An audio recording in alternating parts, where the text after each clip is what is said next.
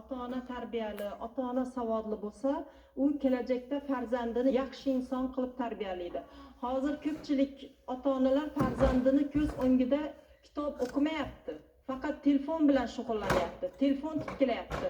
O'sha telefon tiklaydigan vaqtini farzandiga ajratganida, uni ham kitobga qiziqtira olganida, farzandi ham ko'proq kitob o'qiganida edi, bunaqa muammolar chiqmas edi hozirgi kunda. Avvalambor farzandni xarakteri 5 yoshda shakllanib bo'ladi. Bunda ota-ona roli katta.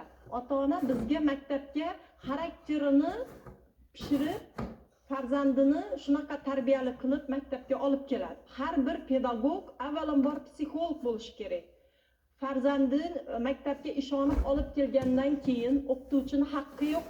Birovni oq yub, oq taraf qanday tarbiya berishidan qat'iy nazar urishga. O'qituvchi avvalambor yosh bolaga yosh boladek yondashishi kerak. Uni tilini topishishi kerak. Masalan, xato, kamchilik qilganda ham hech qisi yo'q. Bolam, keyingi safar bundan ham chiroyli qilib yozasan, men senga ishonaman. Hamma narsa kamchilikdan boshlanadi, keyinroq tuzatarsan.